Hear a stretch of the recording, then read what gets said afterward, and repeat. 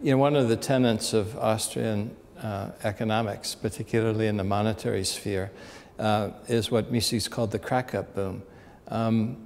Is there evidence of that today here in Europe?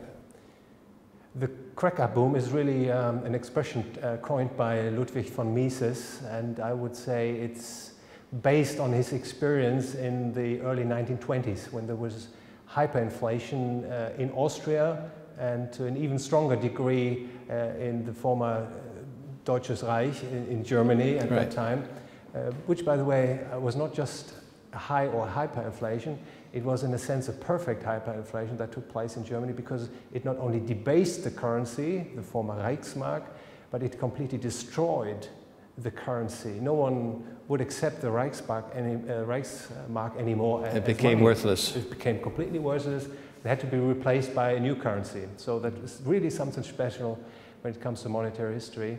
And the crack-up boom was, I would say, you know, he saw how people would react in an environment where people would expect that there will be ever greater increases in the money supply.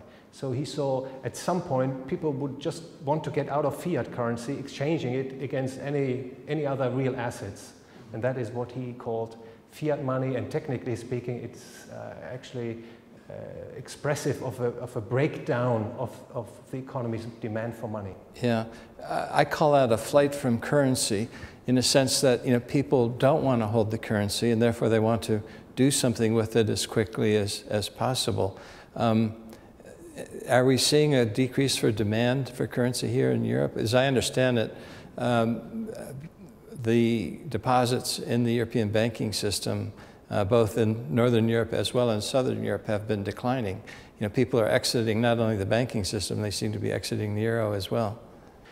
James, I would say at the moment we see an extraordinarily high degree of confidence in fiat currencies. You know, when I read the newspapers or talk to institutional investors, they would tell that they're going to sell risky assets, by which they mean, for instance, stocks or precious metals like gold and silver, and exchange it into fiat currency or fiat currency denominated bonds like the treasury bonds in the US or the bunds in Europe. And I would say that investor confidence is still very much oriented towards the fiat currencies. But it's not a flight out of fiat currencies at the moment. Yeah, but that confidence I gather from the way you've speaking, and based on some of the things I've read that you've written, that confidence is misguided.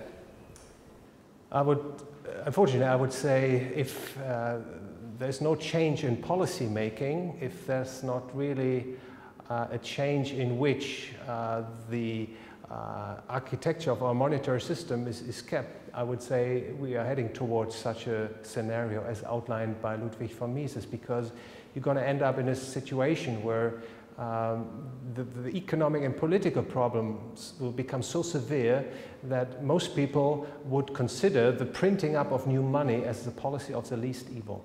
So we're on the wrong road, heading in the wrong direction.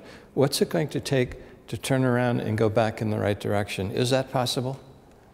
I would say it is possible, because what we see is man-made, and so we can change it. Mises also in the early 1920s, actually, he came forward with a recommendation for a return to sound money, as he called it. And he said the most important issue is not a technicality, it is the thinking of the people. People would have actually understand that the printing up of ever greater amounts of money doesn't create any wealth, and that they have to abandon inflationist theories, which are of course marketed worldwide when you look at highly decorated economists. And so it has to start with a change in people's mind. And once that is achieved, which is of course a very difficult thing, and I'm personally not really optimistic that this can be done in a short period of time, then for instance Mises or Rothbard made some recommendations of how to restore sound money, namely returning to a kind of gold standard as a first step, and then allowing for a competition of currencies. That could be a solution.